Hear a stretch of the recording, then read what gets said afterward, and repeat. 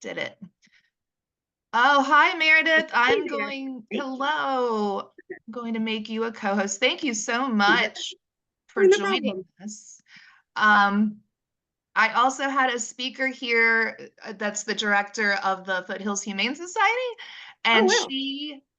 she was also going to be speaking, but she had to take off all of a sudden Oh, because no. she was getting an intake into her shelter Oh, and no. she had to go there. She's gonna try to be back by 7:30 to kind of maybe be in the last part, but just to let you know about that. And so yeah, so we are recording for the YouTube channel. My name is Jennifer Hill. I'm a dialogue coordinator for the Atlantic Institute, and the Atlantic Institute puts together these community discussions, all in the hopes of promoting a better global community. And June is Foster a Pet Month. So I thought fostering pets is something I've always kind of, been interested in, but just didn't know Mhm. what it entailed. What's that like? What's the process? How does it all work? So yeah, I'm hoping you can add, you can talk to us about that. Before we get started though, I have one little bit of business.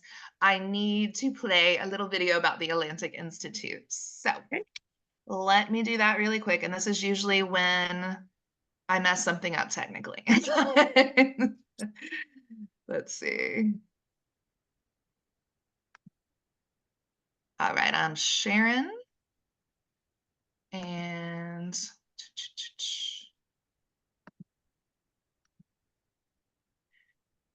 you know what?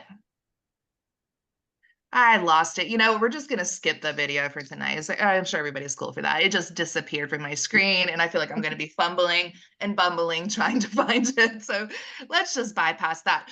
But and also everyone that's here during the discussion, if you have a question for Meredith or Tosca or Sarah, if she is able to rejoin us, please type it in the comments, and at the end I'll read all of them. So Meredith, can you Mhm. tell me a little bit about yourself? Sure. I'm from the Birmingham area. Um, been here most of my life. But I've always loved animals, and I've got several over here that you're probably going to see. One of them is trying to chew on my hand right now. There we go. But I've always had cats and dogs my whole life. But it was really when in about like 2015, I moved to some apartments, and I'd lived in apartments before, but this was a big complex. So it was my first time really seeing how many cats were abandoned by their Mm, owners. And not just abandoned, but they weren't spayed or neutered or vaccinated. And so they were just reproducing out of control, really. Um, and then, of course, COVID came along, and that shut down, the possibility of getting them spayed or neutered for a while. But that was very challenging. But I love them enough that I just didn't want to see them procreate so much that I was going to come home one day and find, I hate to say it like this, but dead kitties in the parking lot. I just, yeah. and so, it also kind of started of me taking one in from the apartments because we had a really bad rain, and this cat had taken up her residence in the crawl space of our apartment, and Oh she was goodness. so loud. And so I, went and gave her a box and a towel and some food. And then it wasn't any time that we would go outside for a walk. I would walk my dog. She would walk with us. She wasn't scared of my dog. And then she just started coming in. And so she was definitely the first one um, that I guess from there that I took in. And from there, I realized, that there was a problem, like I said, about the procreating out of, really what was allowed. Like at one point, animal control had been called out, and I spoke with them, and they estimated that there were at least 100 cats on the property. And Wow. I was thinking, well, that's based on what they saw. And, there's probably more than that. And so a couple of my friends and I, we just got together and started trying to take them in, find them homes, get them spayed, get them neutered, anything we could do, just to really help them because I loved them I love them so much. And it it really was rewarding too, because so many of the cats had become, or either were born feral or had become feral because they had been out on their own for so long. And I felt like it was like learning a new language. Yeah. And I really enjoyed that, and having that special relationship, especially, with COVID, I had a lot of time on my hands to spend with them. And it really, in fact, I just have to share with you one of the cats, though, that was out there. I promise you, she hissed at me for every day for at least 3 years straight. And I just kept saying, we're gonna be friends. It's gonna happen one day. And it did. And that I could have trapped her. But with COVID, there wasn't exactly a point for me to do that because I couldn't get her fixed. But eventually I did. But I have some of her children from over the years too, that I've kept, and then I found some homes, and it's just been really rewarding knowing that um, some kitty that I had that came to live with me for a while, decided, that they wanted to be inside, and they went to go live with somebody else. And really, my first fostering experience was only a couple of years ago, uh, for a friend of mine, actually. And I took in 4 kittens. And when one of them got adopted, the first one got adopted, and they sent me a picture of the little girl holding the kitten. It just melted my heart so much. I mean, I've seen adults, but seeing this little girl was maybe about 7 or 8, holding that kitten, it did something for me.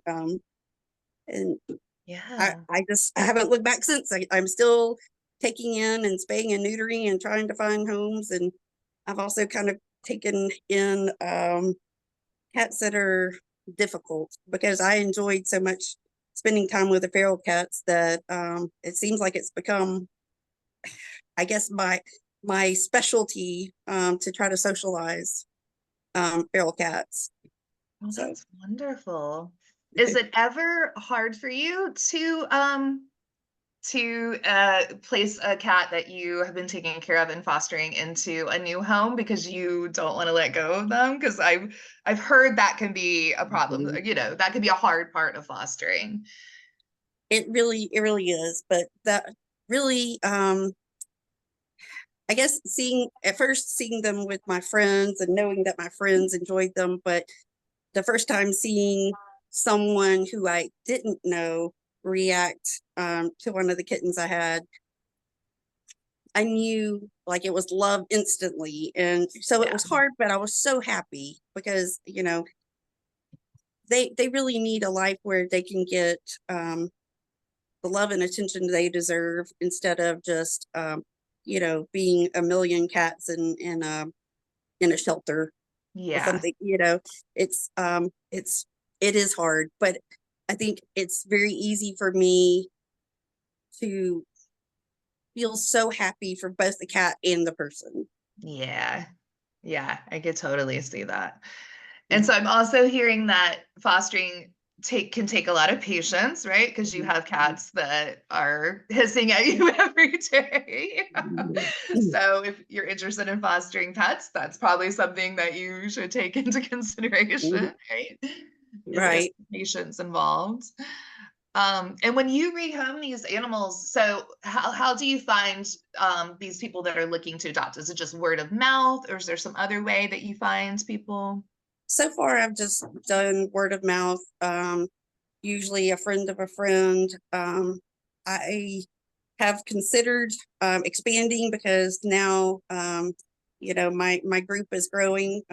One of the one of the one of the cats I took in 2 years ago was pregnant, and they told me that she was feral, and she gave birth to 10 kittens. And then I realized, like, I cannot I can't keep everybody. So Yeah.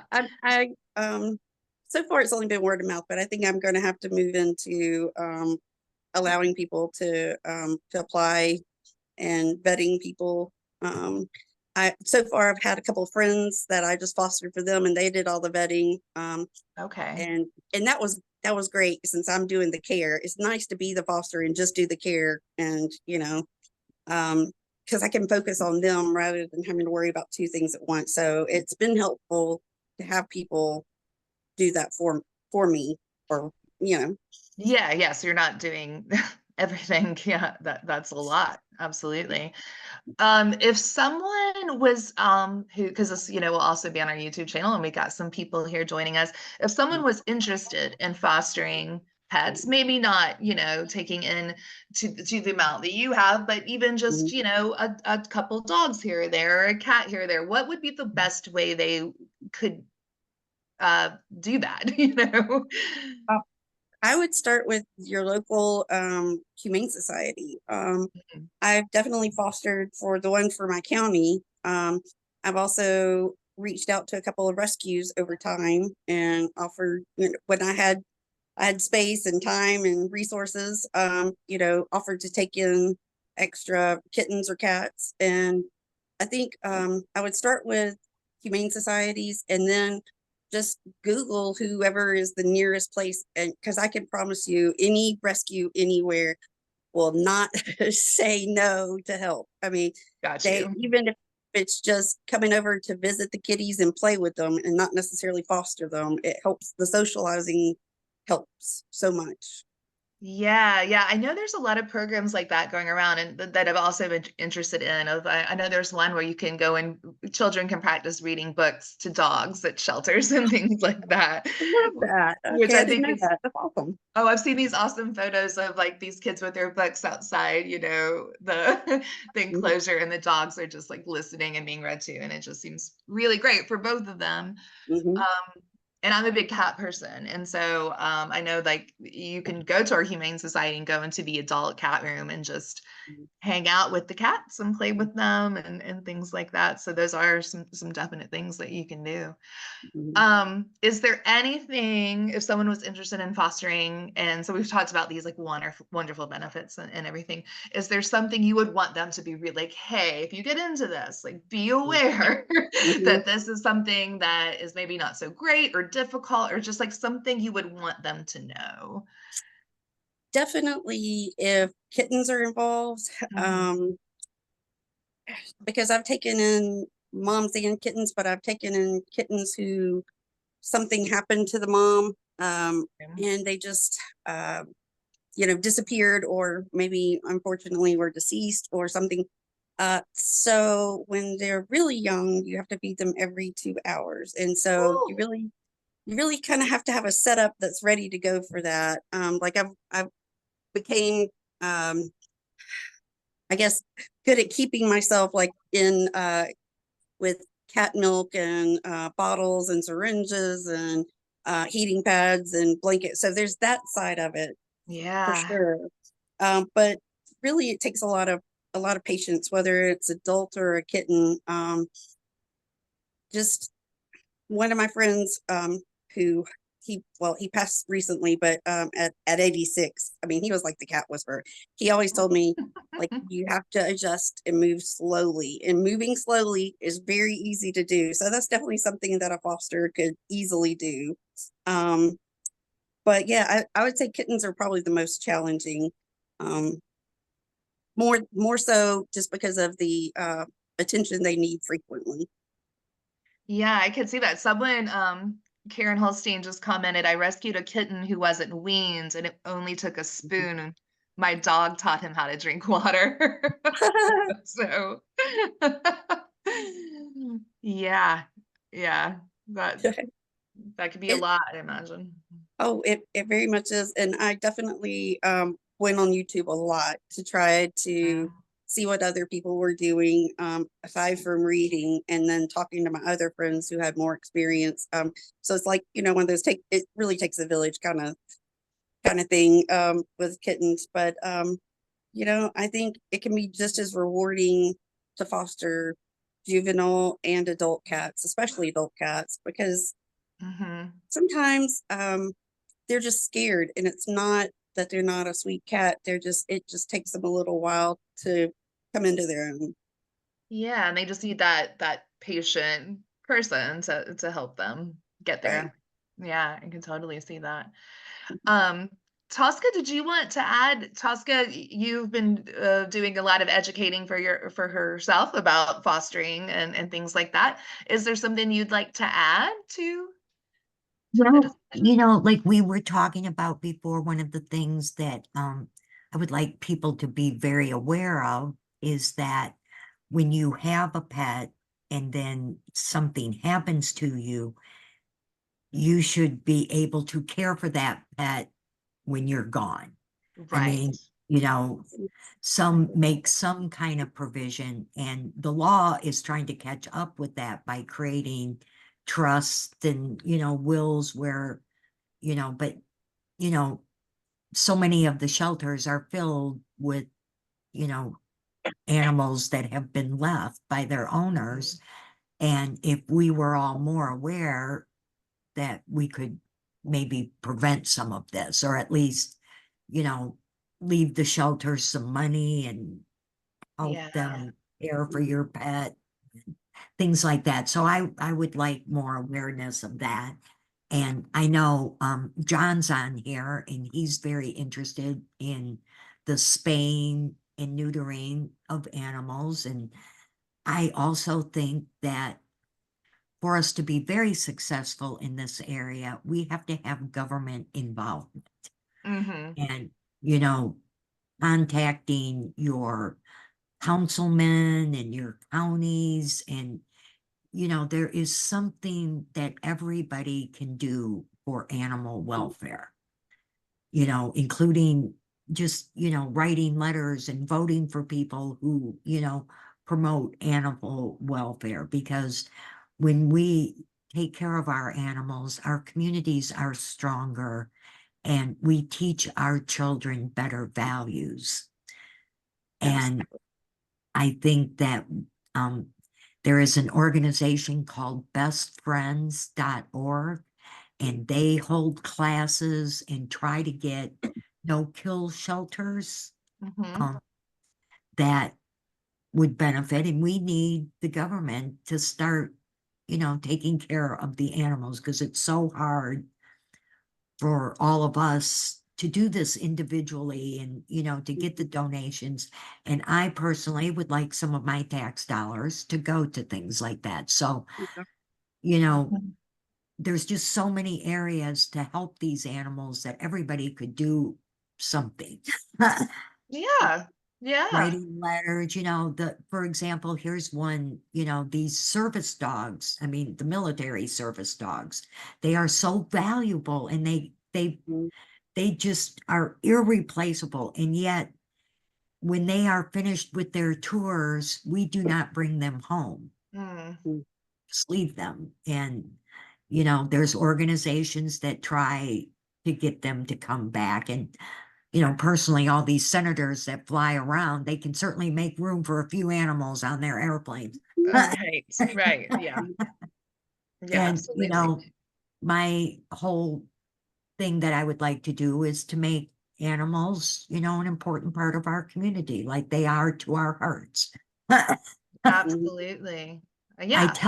tell everybody this, that God wanted everybody to know that he loved them. Mm. So he wrote a note and he gave it to the dogs. Well, the dogs ate the note, but they continued to deliver the message. I love that. So we have a question. What do they do with those military dogs? Do you know, Tosca? Like what specifically they do? They just abandon them over there, but That's you know, crazy. they won't let them go home with their trainer. And though these things are starting to change. I know that when we were in Iraq, they had Baghdad pups. Mm. And, they're trying to get that changed. And another thing is they don't allow them to be buried in the cemeteries. Mm. Oh, these So, dogs are so important. They're veterans. They're veterans. yes. Yeah. Absolutely. And so many Yeah. of the veterans now are doing the comfort dogs. And, 22 of our veterans commit suicide every day. And these dogs and these animals all provide a different path, you know, and also in our prisons, you know, they have found a lot of help, you know, where the prisoners train the dogs and everybody benefits, you know. Yeah, I had read an article about that recently, about a prison where if you know, it wasn't just any kind of prisoner, but if you were a certain kind of prisoner and you wanted to adopt a stray cat, you Right. could and take care of it. And like all of a sudden the mental health of the prisoners started to improve, and Mhm. they started having more purpose, Mhm. and they were calmer, and it had all these wonderful effects. And plus you're having a cat being, you know, getting taken care of that would not have a person otherwise. Right. Yeah. Yeah, they have found just so much, and you know, I know somebody that has miniature horses, and she takes them around to the nursing homes and the hospitals, and you know, they're little tiny horses, but it's just so good. So great. And also I was trying to get someone on here, and it just didn't work out, but they have a pig sanctuary, because Oh, apparently it's a big thing where people get the potbelly pigs as pets, but they don't realize that that pig can sometimes get very, very large and Mhm. needs to eat a whole lot. And then Mhm. suddenly they don't want them anymore, or they can't keep them anymore. And so she started a pig sanctuary to take these pigs in whose owners had just got over their head, you know. And so I think, yeah, I think people need to think about what they're getting into. oh yeah, and you know, turtles are the most abandoned pet. Is Oh. that Uh, right? Is it, why is that, do you think? well, because first of all, you can't. Turtles are a lot of work. You think you Gosh, I just didn't get a realize. turtle, but they, oh, they are wild. And I, you know, ended up with a turtle. I can't let him go into the wild. He wouldn't survive. Mm, And it's been very difficult to provide a very good environment for him. But yeah. he'll come and he'll sit on my feet. And he has awareness, but they just, you know, people forget about them and they can't do anything once they are domesticated. I mean, brought in from the wild, Yeah, you they can't can't put them feed back. themselves. And, you know, Yeah, they're so cute and you get them for your kids and then the kid just sticks it under the bed and forgets about it and right. everything. So there needs to be some turtle rescues too. Yeah, right. Definitely some turtle rescues. I'm one of those people that sees a turtle. It just happened the other day trying to cross a street, and I Mhm. pull over and help it to the other side. I will always break for turtles. Oh, I mean, you know, Me like too. just think of how long they have been here. And one thing about turtles is they are one of the very few mammals that will look up into the sky. Oh, well, that's Hmm. And wonderful. I I didn't love know that. that. It's delightful. so my turtle's name is Turtle Boy. Oh, that's so cute. That's wonderful. One other thing I wanted to touch on, because you did mention spay and neutering, and I don't know, Meredith, you might have a more of an idea about this, but I know here in Colombia, I was talking about this before we got on, but here in Colombia, our Humane Society, if you live in Richland County, which I do, um, you can get your dog or cat spayed or neutered for free on a Wow. certain day each month, which Wow. is so great because, you know, a lot of people can't afford it, or what have you, and a lot of people don't know about it. And I've had 3 cats spayed at that Humane Society, and they do a wonderful job. I don't know if that's something that a lot of humane societies offer. I know the one here in Columbia does, but I'd also encourage people to look into that if you have you know, your local humane society, if you have an animal that needs to be spayed or neutered, to get in touch with them, because very likely they might have a program where they can do it for free, which I just think is great that they offer that. Mhm. Also, in your wills and trusts, you can leave money to the spay and neutering programs Yeah, yeah, as a that's charity. so And great. also Amazon and some of those also, you know, set up these charities to help with the spay. I mean, you know, like there's just so many. Mhm. Yeah, You yeah. have a desire to do something, you can find your niche. Yeah, you can find something to do. Yeah. Meredith, do you have a website or that we could let people know about or anything like that? Not yet. I'm Got you. like still in the process of trying to work on that because before I guess I was kind of small scale and now it's becoming way bigger than I Yeah. thought it would. I've built 2 little cat houses with catios attached and to help house some of my friends. In fact, well, she moved. Oh, I was gonna share something really quick. Um, Yeah. this kitty right here, the black and white kitty, she actually came from someone who had 7 cats, but who did put in her will that she wanted her cats to go to Greater Birmingham Humane Society. And Oh. so several of them were hello, sorry, several of them were adopted out, but she and 3 others weren't as friendly, and so I opted to take them in, and they really are friendly. It's just they're scared when they're not with their human. And Yeah. so I'm totally for, please, anybody, even if you don't plan on, you know, leaving this earth anytime soon, I would say please take care of at least naming a person who would act on their behalf. Another gentleman contacted a friend of mine and said he knew that he was like in the last stage of cancer, and his cat is a very difficult cat, um, and I took him in as well. And he was able to arrange that, before he knew he was going to go in hospice, and he has Oh. since passed away. So he kept his kitty with him, until the end, which I was very happy that he could be with him. And now he's with me, and my mom is 85, and he just seems to really like my mom a lot. So I think it's a win-win there. Yeah. But yeah, I think putting things in the will is really important. And then what you said about the programs, definitely Google is a great tool, or just going to the humane societies and saying, do you know of any programs where I can get a cat spayed or neutered for free or reduced price?